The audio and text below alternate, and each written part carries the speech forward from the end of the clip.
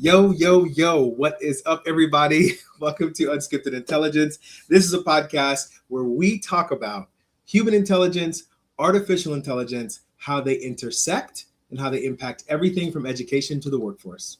On this podcast, we interview innovators, thought leaders, and change makers who are making waves and shaking things up. These conversations are unfiltered, uncharted, and unavoidable because we make space for things that aren't being discussed.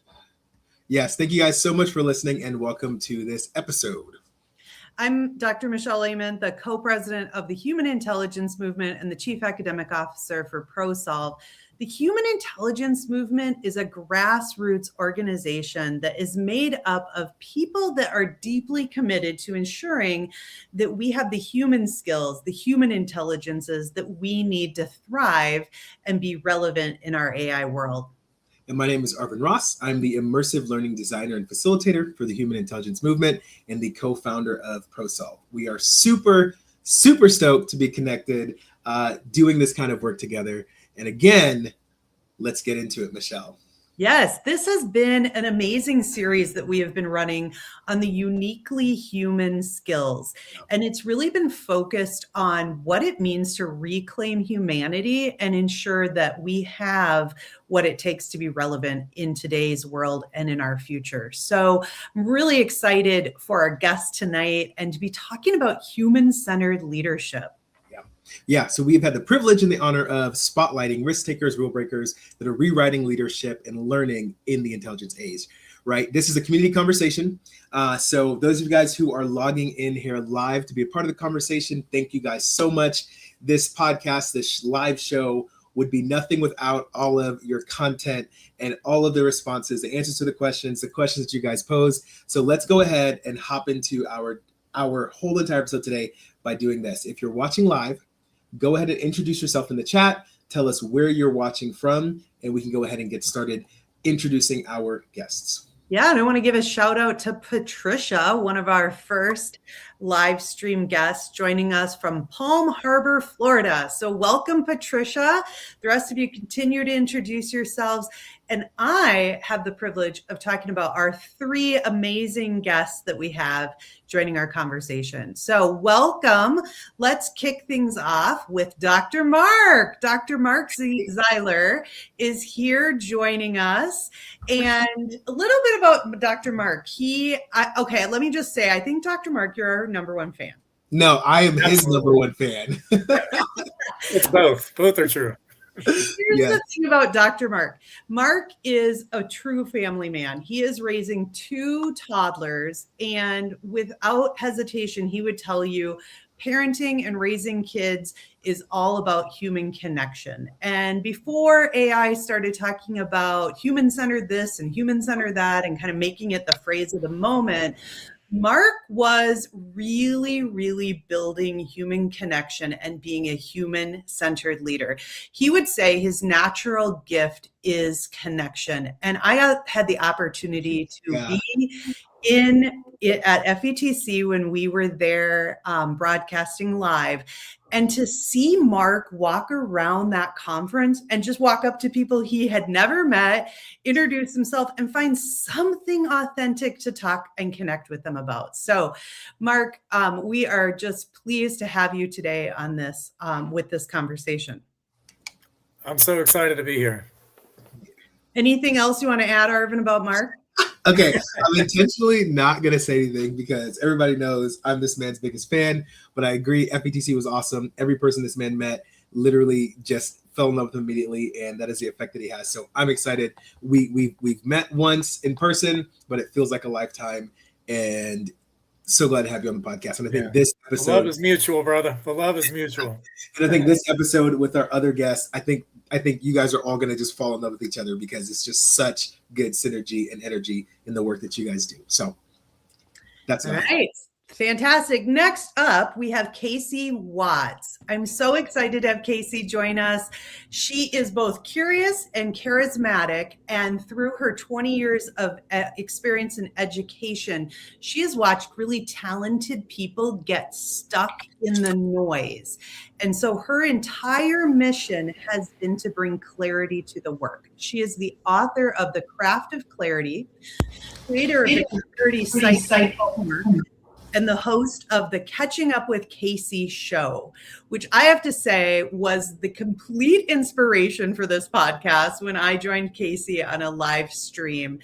And so I see how she has that ability to help people be curious and really empower them. Here's what she says: the best thinking happens at a clean whiteboard, marker in hand, and music playing. Yeah. I would love to see some of the creations you've made with a whiteboard and helped other people. Welcome, Casey. Hey, I'm so glad to be here. This has been, and Arvin just put his hair down. So we know things are about to get real. Yeah. Facts. I'm excited. I agree with Michelle. You don't even know how much you've influenced this podcast from the get-go. And I'm excited. Super stoked. Yes, I let my hair down. I'm going to put my hair down too. We're all going to let our hair down. Love it. Welcome, Casey. And not last but not least. That's what I'm trying to say. Last but not least, we've got Dr. Deshaun Washington. And Deshaun is a collector of cologne and feels most alive when he is on a cruise. So I'm wondering what's his favorite cologne. So we're going to get to that. But let me tell you a couple other things about Deshaun. He is the 2024 Massachusetts Teacher of the Year and the first Black male to earn that recognition.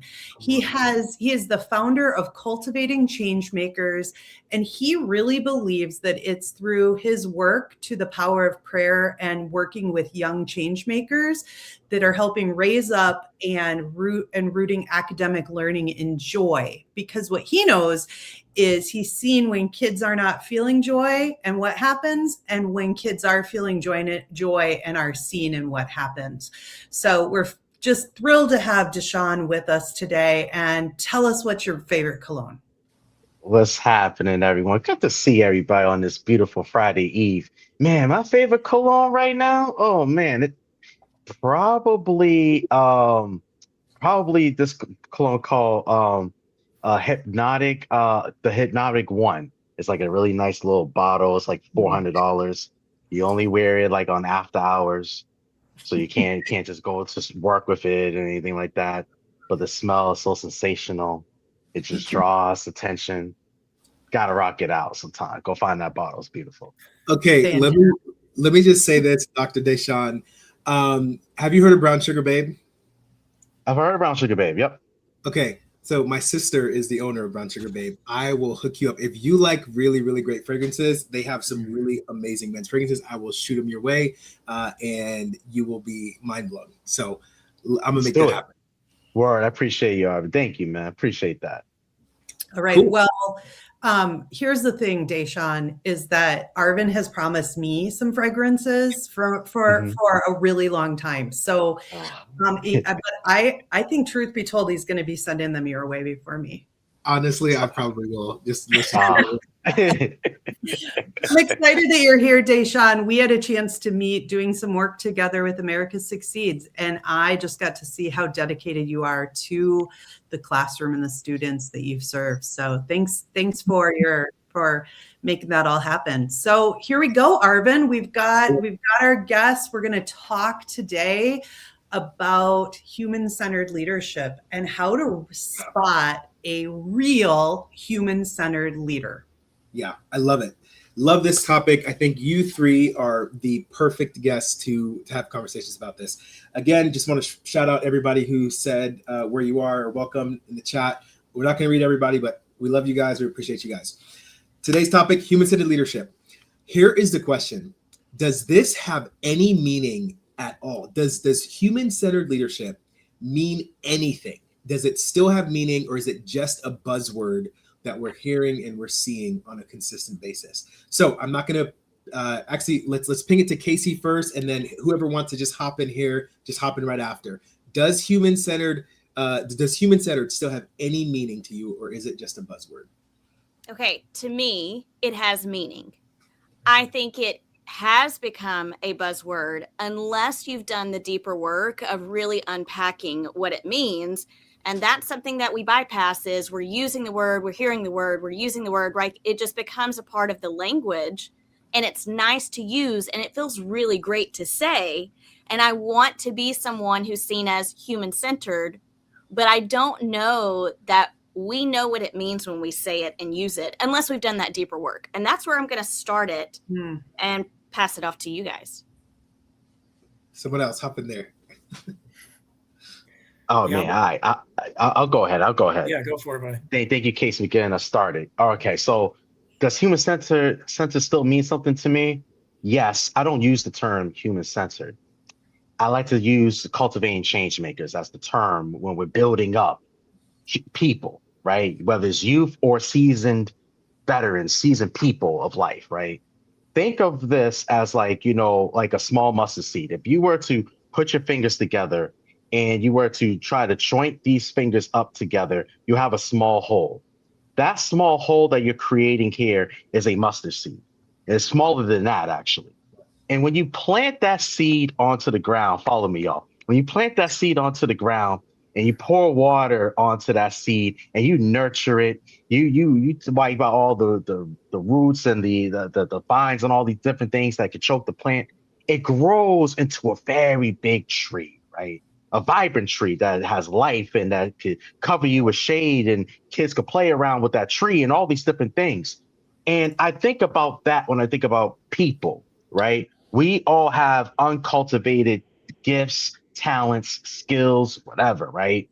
And it's my responsibility, not just now as a teacher or educator, but now as a systems leader, to build up and cultivate the skills that you have, to understand who are all the people that I'm working with and building them up to utilize those skills in a way that's going to advance the call of action that they have. Right. So the cool thing is that out of the five of us that's here, every single one of us has a gift the rest of us do not possess. Yeah. And when you really think about that, like, it's a really cool thing to know that you have something I don't have. And that's dope when you realize like you got something. And so it requires in this human leadership piece, this cultivating change makers piece, for us to build up, right, each of those gifts that we have by understanding who you are, understanding and cultivating those relationships with you, building trust, and then you knowing what those skills are to elevate in order for those skills to become thriving in your work or in your walk of life, whatever that may be. And so, yeah, maybe human-centered, leadership, maybe that might be a buzz phrase or buzz language, but the ideas of being able to build up and to support yourself and other people towards the end goal, that's never going to change. That's something that we have to do forward in order for us to see the purpose of our lives being met. Gotcha. So I want to mention that if you're listening and you didn't already have a definition for human-centered, Deshaun just gave it to us. I love that. And I want to go back to the mustard seed component because I have so many thoughts circling around that, but I want to give Dr. Mark a chance to answer that question. Does human-centered still have meaning? Is it a buzzword? It sounds like from our other two guests that yes, and but I want to hear from you, Dr. Mark, and then I'll hear from Dr. Michelle.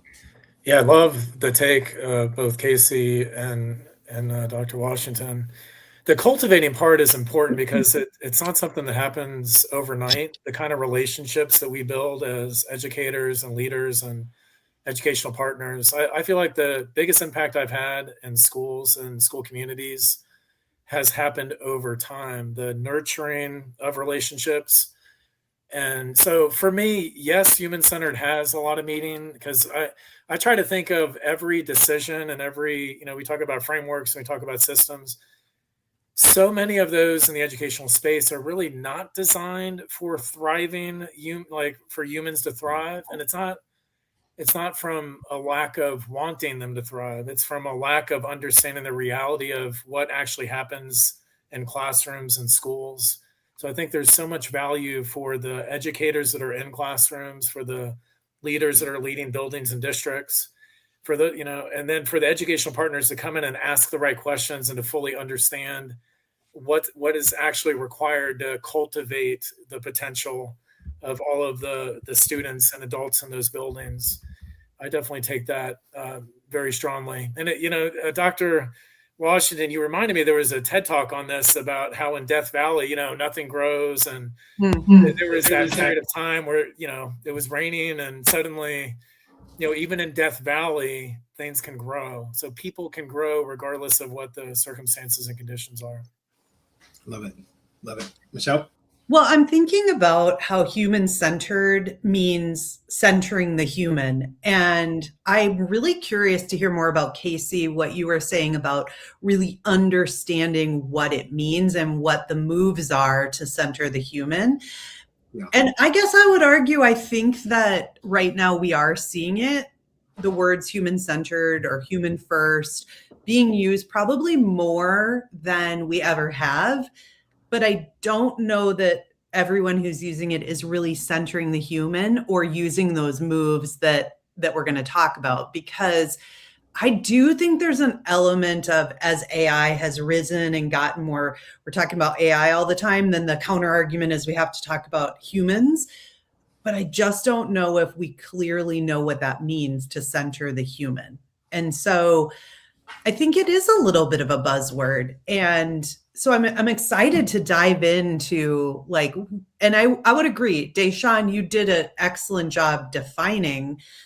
So I'm really excited to talk about, what does the day-to-day practice mean? What does it really look like to be a human-centered leader versus just someone who proclaims to be a human-centered leader? So let me say this before you go, Casey, is I want to separate that into two questions. And I think one question is, what are some of the moves and the practices? And then the other question is, what does it look like when it's being done right?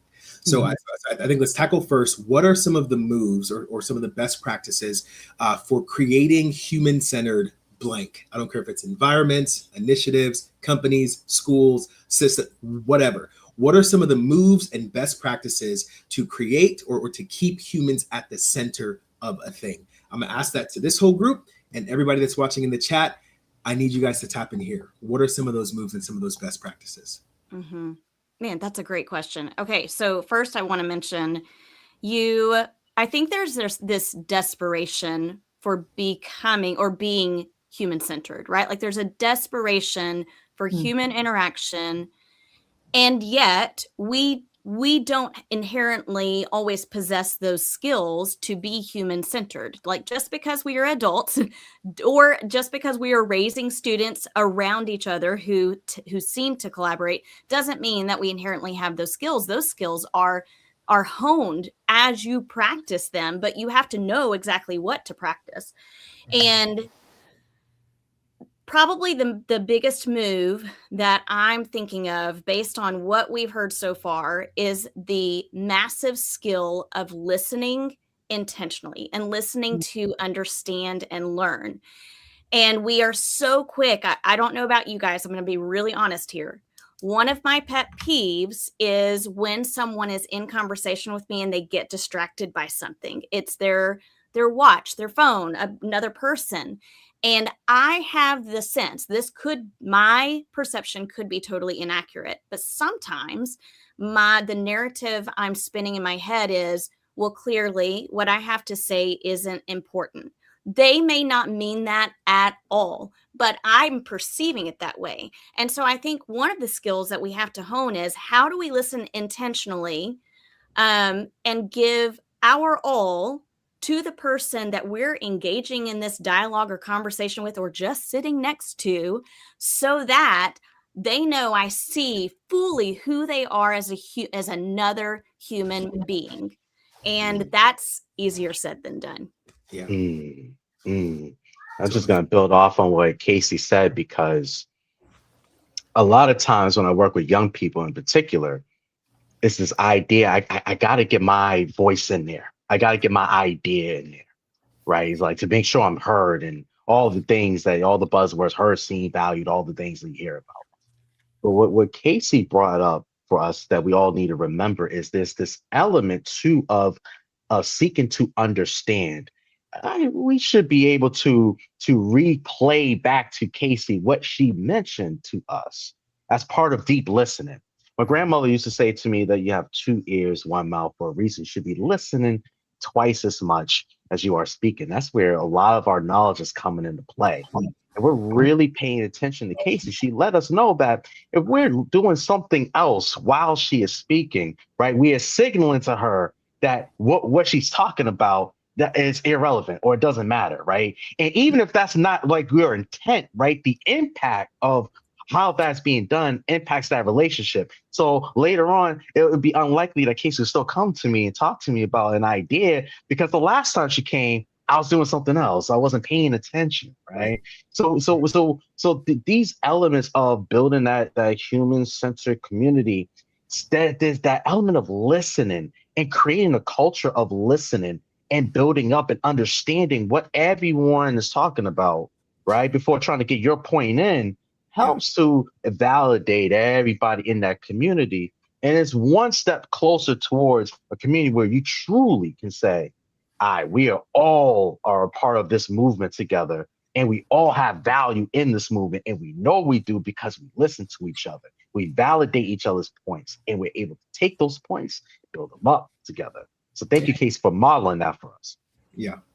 I totally love that. And before the two, you guys are both on this side of my screen, but before you guys go, I just want to summarize what I just heard, right? The both of you together mentioned, I think, two things. One is that listening, that feedback component of the person, the other human that's involved in the thing that you're doing, creating, or experiencing, getting the feedback, the understanding, the perspective from that individual or from those individuals. That's one best practice, it seems like. But then another one, and I want to highlight for our audience, this one that I think might have been missed, is Dr. Washington, you mentioned a piece about the impact, and you kind of referenced what Casey said about whether or not it's true that what I'm feeling and experiencing is that you're not interested in what I'm saying. And so there's two best practices that I feel like I can highlight from that, which is one, actually listening, but then two, understanding and perceiving the impact. I don't care whether we're talking about education or like the workforce. If something that I'm creating to solve a solution is not considering the impact on how that thing is impacting humans or my kids or my students or whatever, then it's not human centered. So I love that you two just surfaced those 2 points. I'll toss the mic back on the floor. Man, I love it. And I think what you all are talking about is so especially relevant after what happened with COVID and the fact that we really haven't returned to what life was like before it.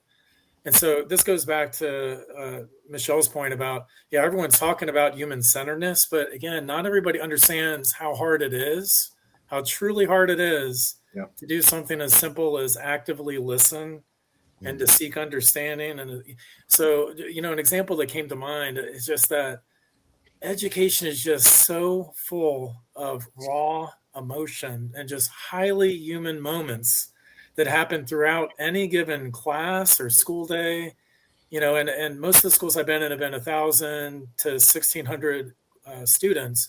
So, when you're talking about 60, 70, 80 teachers, you've got 70 classes in action at one point.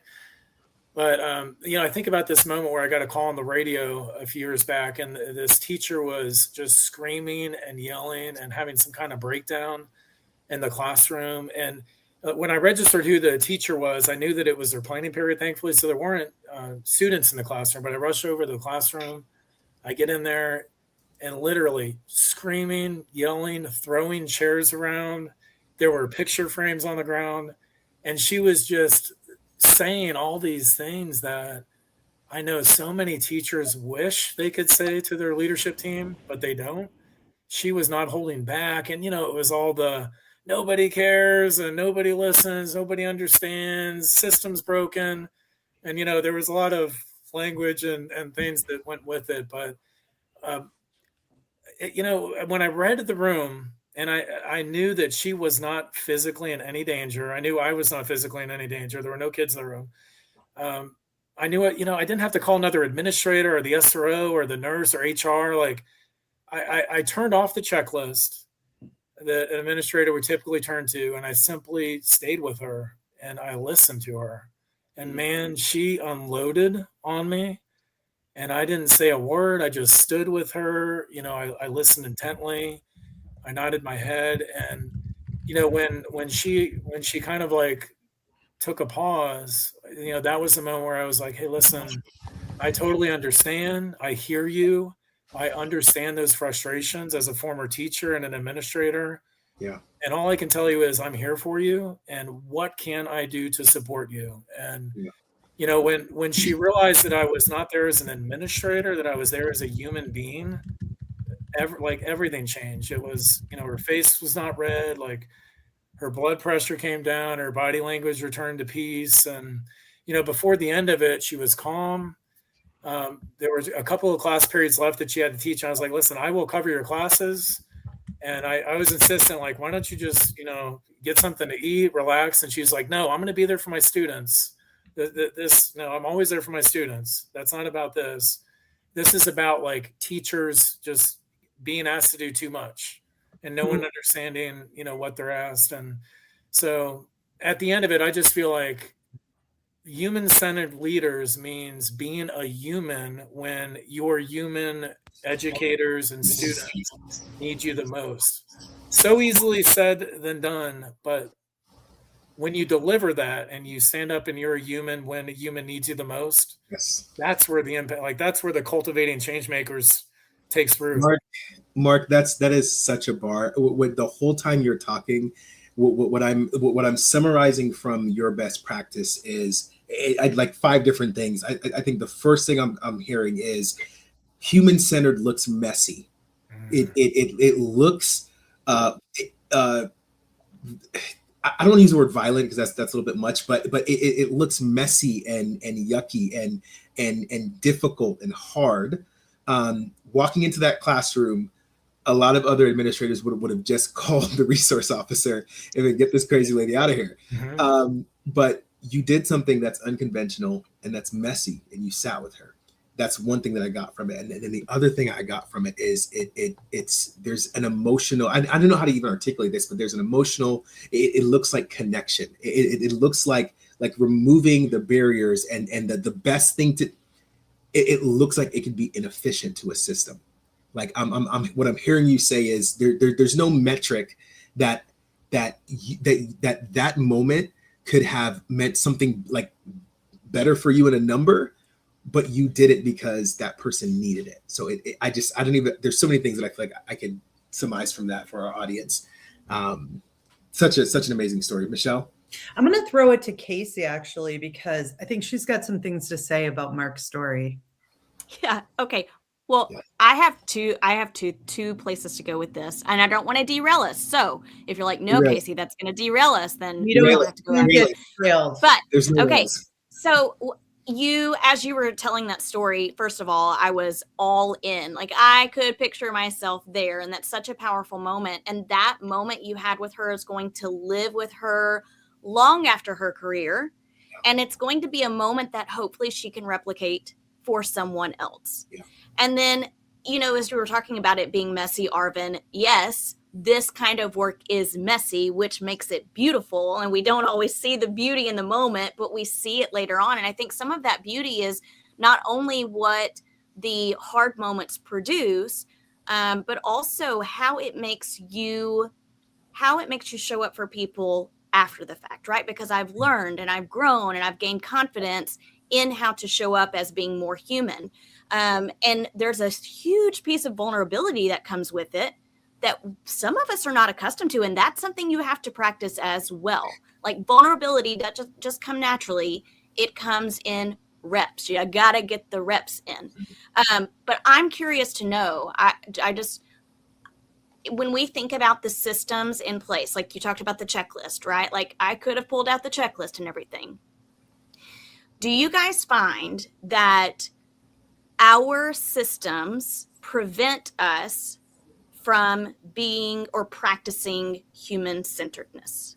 Okay, before anybody answers, I want everybody that's watching answer this question as well while our guests are answering the question as well.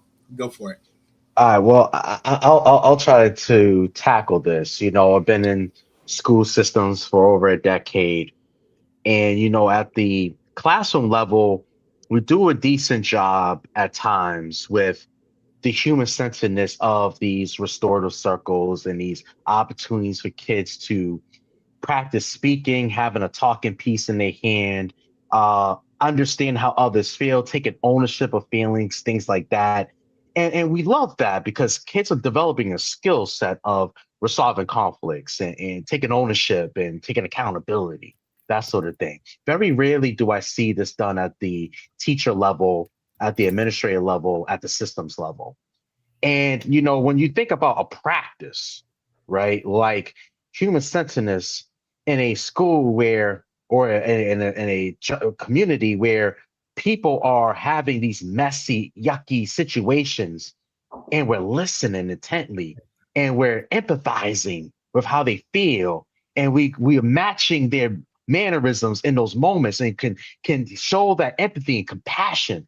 When we lack those opportunities of practicing and doing those things up top, it's very hard for those things to then funnel down to the level that we're trying to reach it. And we're thinking about a K to 12 school community, right? So we have to be practicing these things ourselves. We have to also have these circle times ourselves to talk, to have those opportunities for Dr. Z to listen to my concerns and have an empathy and compassion for me, while also still holding me accountable to the things I needed to do. But I know that he's on my side because he listened and he understood what I was coming from. You know what I'm saying? So we have to do a better job of making sure that the whole system is practicing the same things we're preaching, right, to the children. We are also practicing that at those other levels too in the system. So we are all walking in this. A great school that I had a chance to observe that does this is Valor, which is in North Carolina, and they have a compass method, and they track how everybody, like literally everybody that works at that school, how they're feeling, how they're doing. They have community time to talk in empathy circles and connecting with each other, right? And what's really powerful is that it's practiced at the adult level, and it's done at the adult level. Every single PD is done. And then it's passed forward, downward to the kids, because it's culture and it's part of who we all are in practicing these skills of coping, healing, and also building community and accountability with each other. I love it. Well, I love that story that you brought forward, Deshaun, and it takes me back to something you said, Casey, a while ago, and that is just this need to really identify what these skills, these mindsets, these practices really are. And I think that what holds us back sometimes is we don't know how to define it. Mark, in your story, you were talking, I thought about this, aside from all the things that were happening, something that surfaced for me was the need for self-regulation, for self-awareness, like to really understand what those skills are, those mindsets are, and to practice them and have the space for reflection to really hone and develop. And I think, Casey, you mentioned like opportunities to be vulnerable, and think about even in the workplace, how few opportunities there are for people to be vulnerable, to take risks, to fail, and that builds resiliency, grit, perseverance. But we don't even make space for it, let alone talk about it and set an expectation that I can think about the first time when I was at ProSolve and Travis said to me, "I expect that you take a risk and you fail." And I was like, "What? Like, you want me to fail?" And he's like, "Yes, because that's where innovation happens. And until you let go of certainty and being willing to take a risk, you will continue to hold our company back."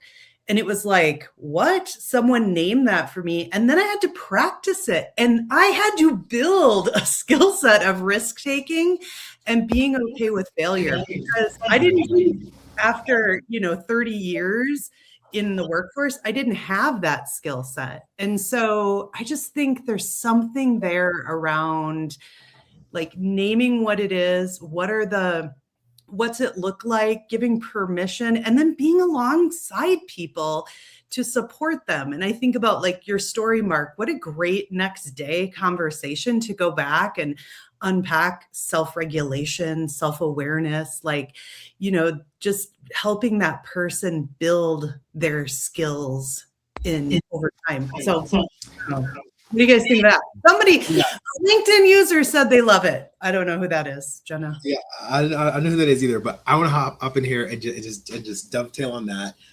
Casey, I love that question, but I would say my answer is I don't think that systems fail to be human-centered by accident. I think they're just usually designed to prioritize like efficiency over people. And so one of the things I love that Deshaun mentioned was, he mentioned some systems or some best practices, some things that I guess those schools or his school does to keep humans at the center. But by and large, we do not as a society design systems to do that. It's quite literally designed to the opposite. It's systems are typically designed for the number, to keep things moving, to keep things efficient.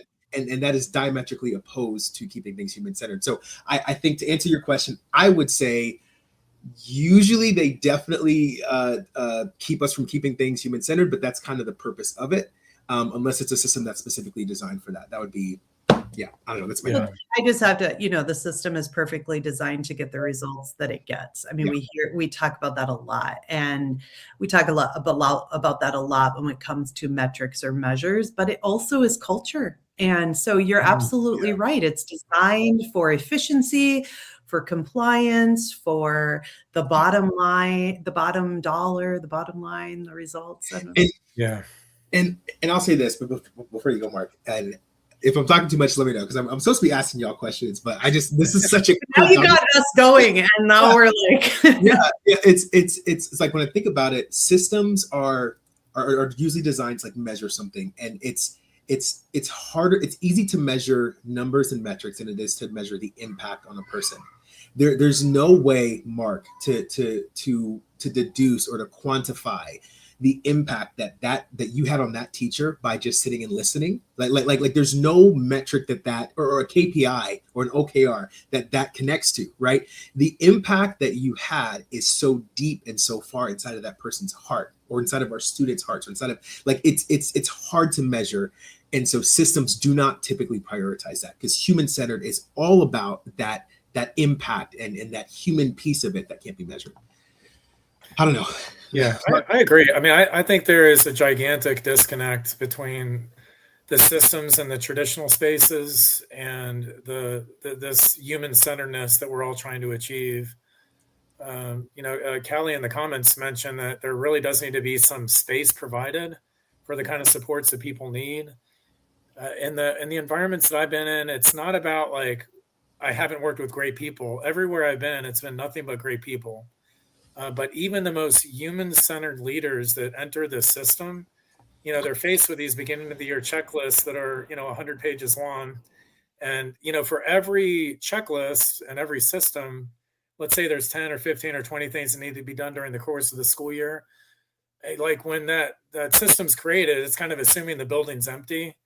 But when human beings start showing up and, like I think of a school of 1,500 students, if only 1% of families have a heated issue that day, you've got 15 families either in the front office demanding to meet with you or to talk to a teacher, I'm not going to leave here until I talk to an administrator. They're people with really important needs that they need to be heard, but the system isn't really designed for delivering the kind of support that they need in the moment.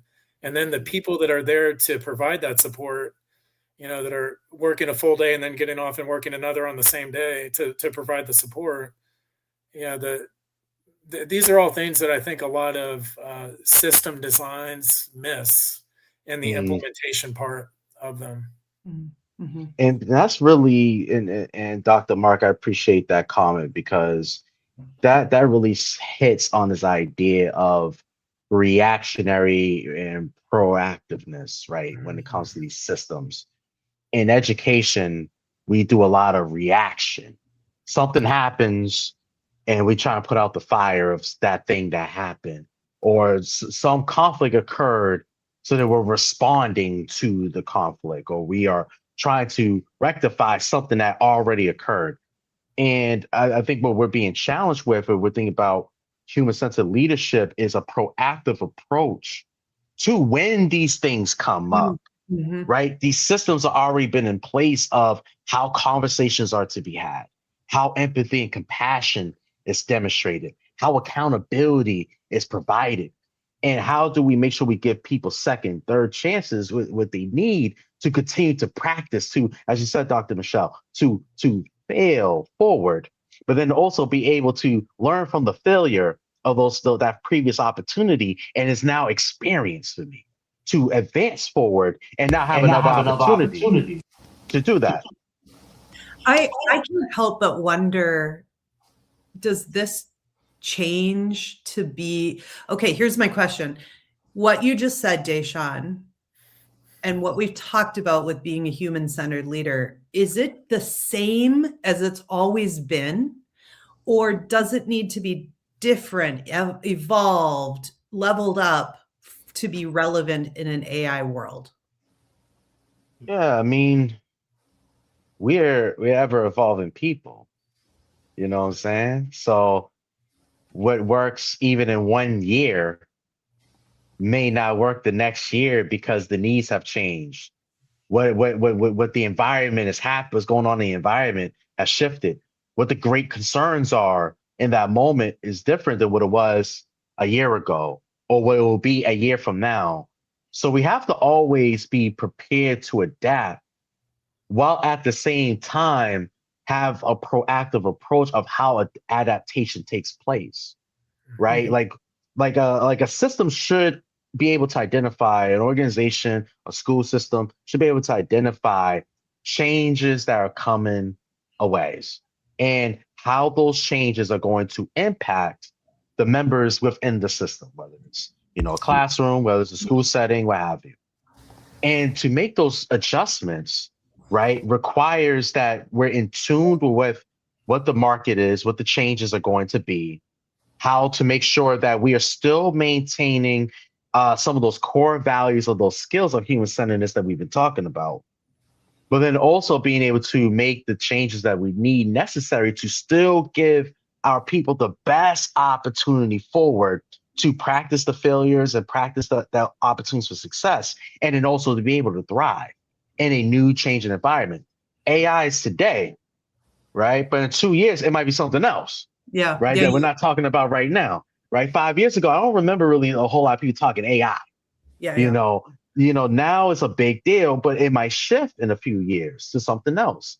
And we have to see and be able to be prepared proactively for those moments, to see those antecedents taking place and how that's already doing some good work, and then being able to bring that into our systems while still being proactive in all the human centeredness to maintain that, so that the system's not efficient, just efficient. It is efficient, but it's also focusing a lot on the human aspect of growth. Well, and I really can't help but wonder then, all the work that you do, Casey, around clarity and your framework that you have, like how does something like that help us to be more authentic human leaders?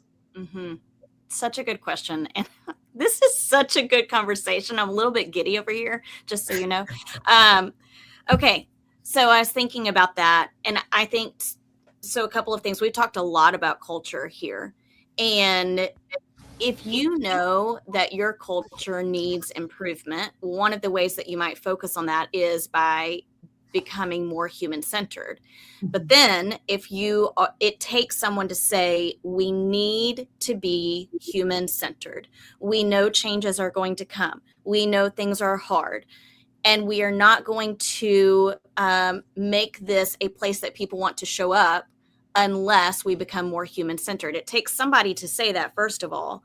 But then if you've agreed, like, at this school, our way of being is human centered.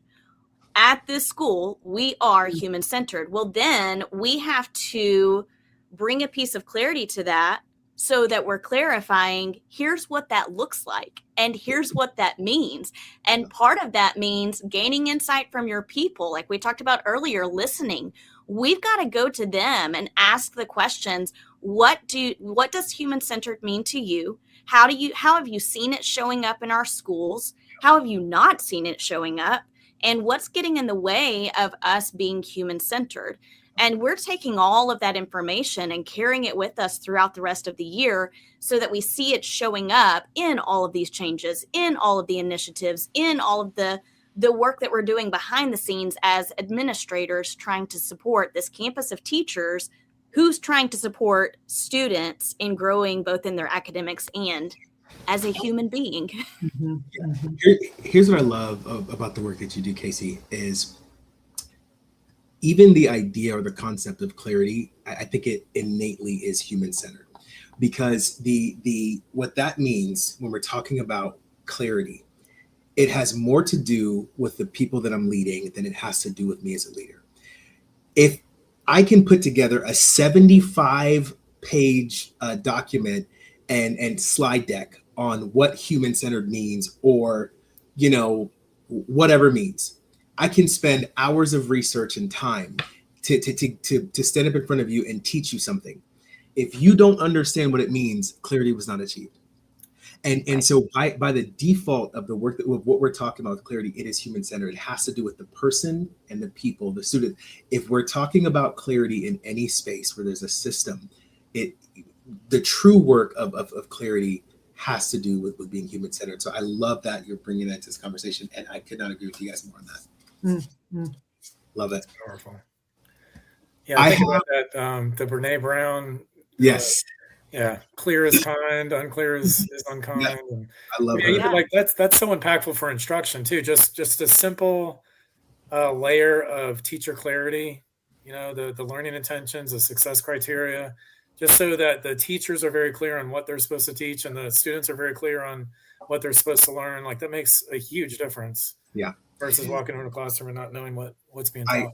I could not agree more. Here's what I want to do, because we're kind of coming to the close of this.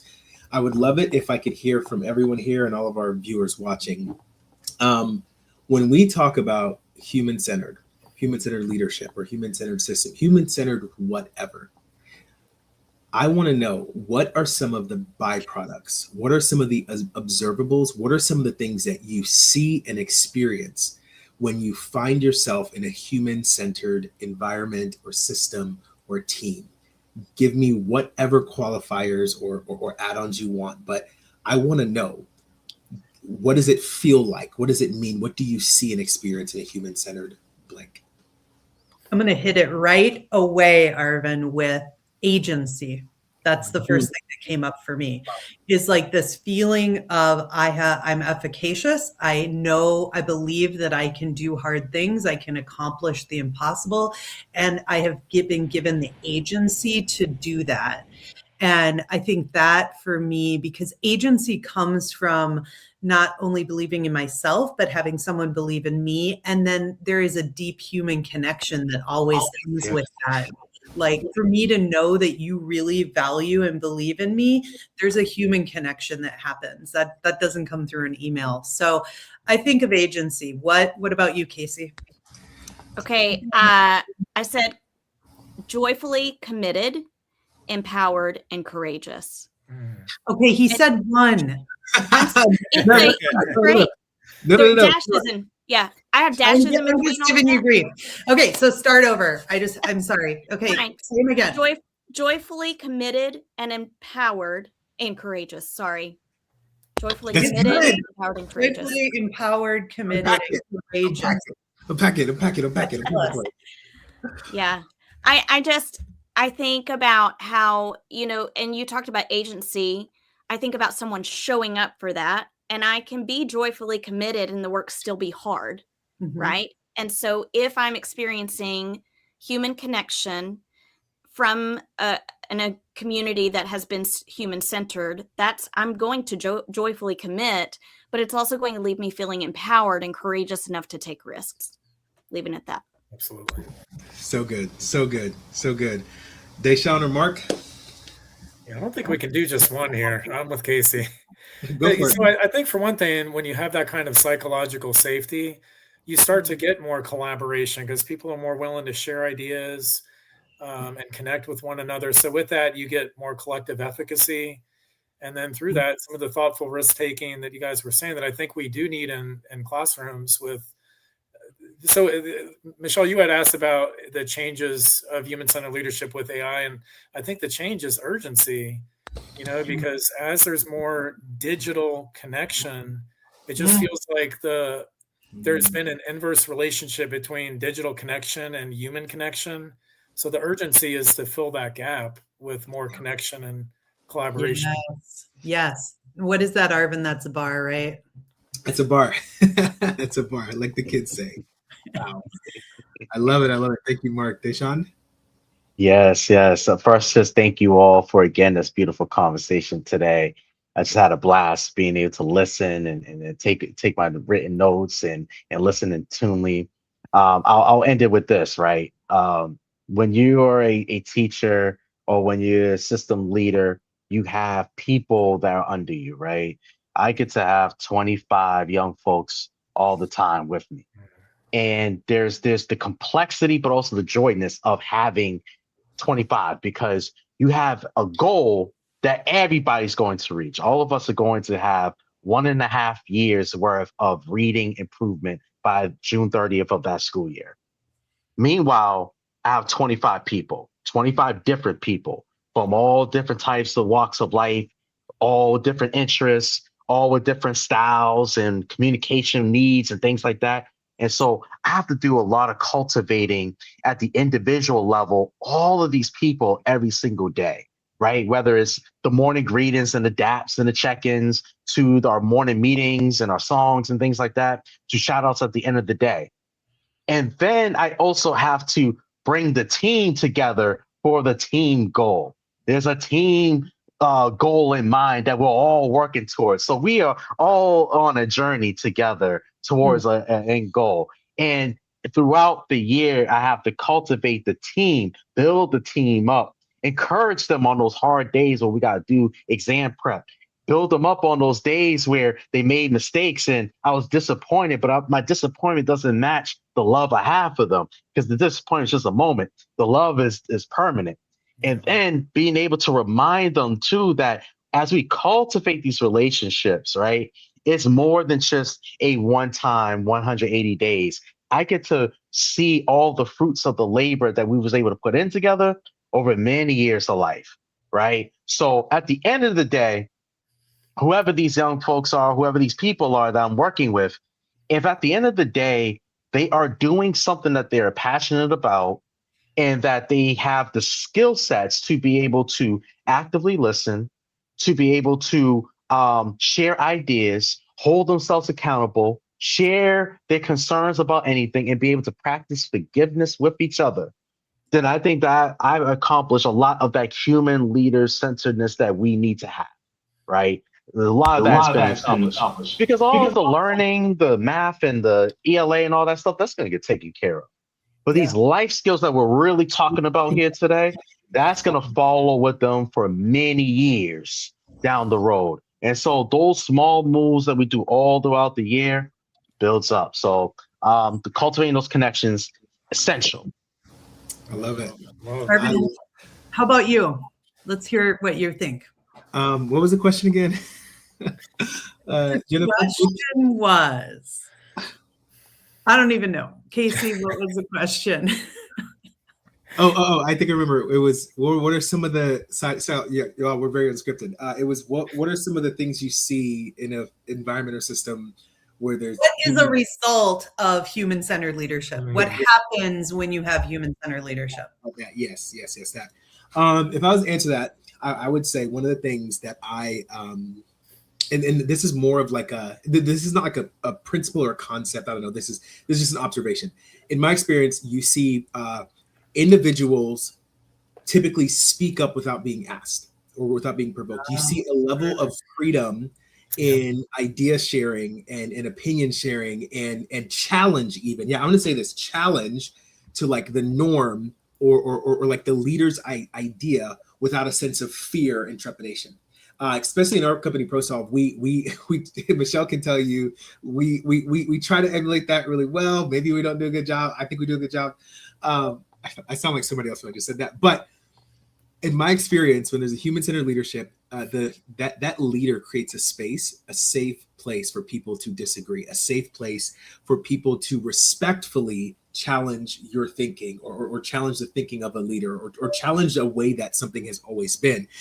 You see, what I typically see is silence is not the default. So many companies, so many schools, so many organizations where there's not human-centered leadership, when something comes up and an employee or a student knows something doesn't make sense or isn't right, they will be silent about it. I think if they're silent, if your team is silent, if the people that you serve are silent, and you know that they have ideas, or they come out later and say, I was going to say this, it's because you're probably not a human-centered leader. Wow. Hey.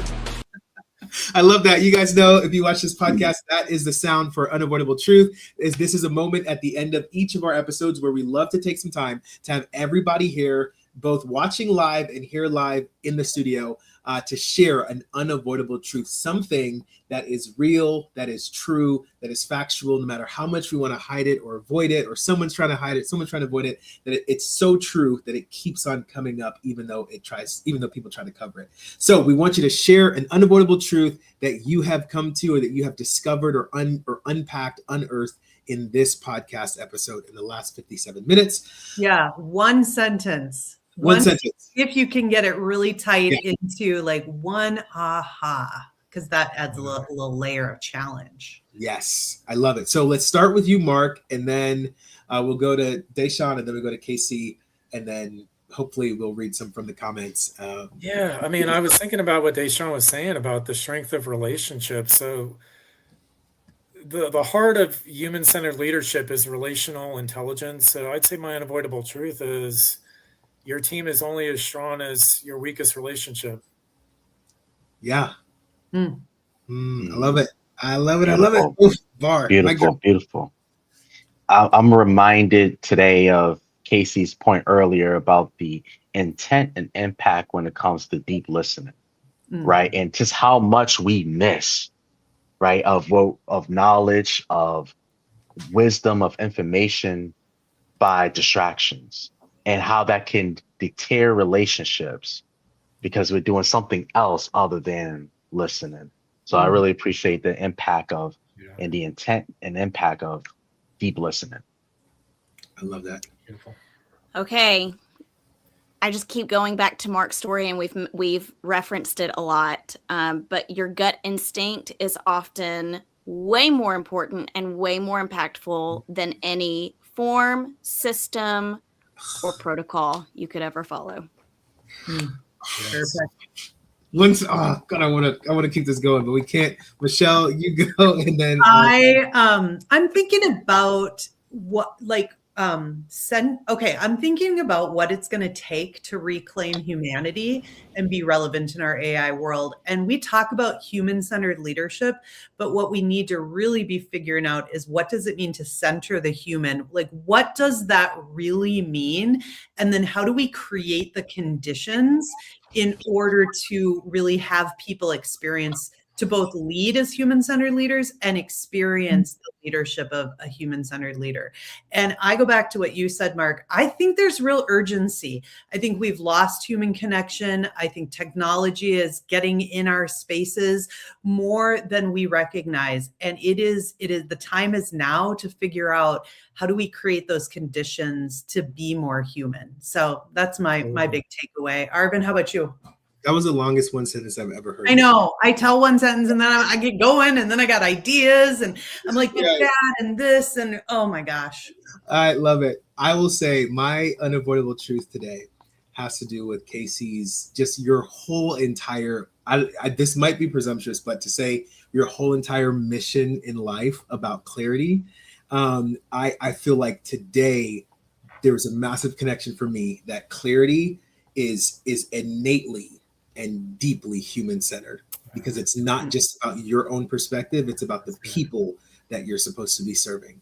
That is the unavoidable truth that I think today is sticking with me.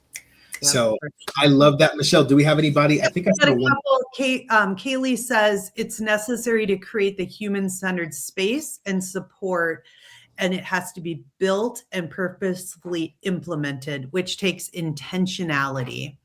And Joni says the space between stimulus and response is where our humanness and authenticity lives. I'm going to read that again because that's deep. The space between stimulus and response is where our humanness and authenticity live. Okay, whoever you are, Joni, we need you here on the next episode because we might need to unpack. No, we need to unpack that a little bit. Maybe I'll hop in the comments and DM you to get more of that. And maybe next episode. We don't have time on this episode. Thank you guys so much for hopping in here. Before we go, how can the audience follow, share, and keep up with all of your content and all the work that you're doing? Let's start with you, Mark. Then we go to Deshaun. Then we go to Casey. Yeah, the easiest thing is to hit me up on LinkedIn. I'd love to connect with you. So if you're not connected with me already, send me an invite. Love the chat. Yes, Deshaun. So you can follow me on LinkedIn. I have a website, cultivatingchangemakersllc.org. We do monthly newsletters of all the good work that we're doing with financial literacy, with children's books and upcoming events. So it's a great way to stay connected and stay in tune with everything that we're doing. I have a YouTube channel as well. So stay tuned. We got more stuff coming up in the next few. So stay locked in. Love it. Love it. Casey? Yeah, so you guys can find me on all social media platforms at Catch Up with Casey. So just imagine we're catching up over a cup of coffee, which is also my website link, catchingupwithcasey.com. I am primarily on LinkedIn. I love it. I love it. I love it. Thank you guys so much. As you guys know, you can find us on Apple Podcasts, on Spotify, on LinkedIn Live, on YouTube. Michelle wore her cheetah print today, so maybe we won't post any cheetah print outfits on TikTok or dances on TikTok. But make sure to check us out on all of those platforms. Jenna, you are the bomb diggity at producing this podcast. You're the best producer we could ever have. We love you.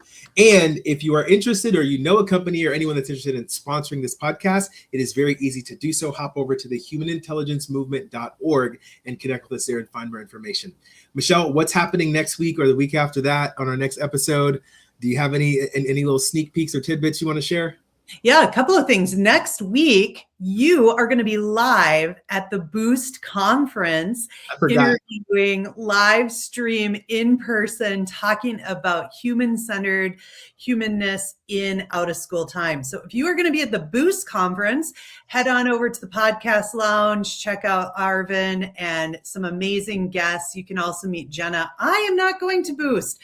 So it's just Arvin going solo. He's going to miss me, but we got that live next week.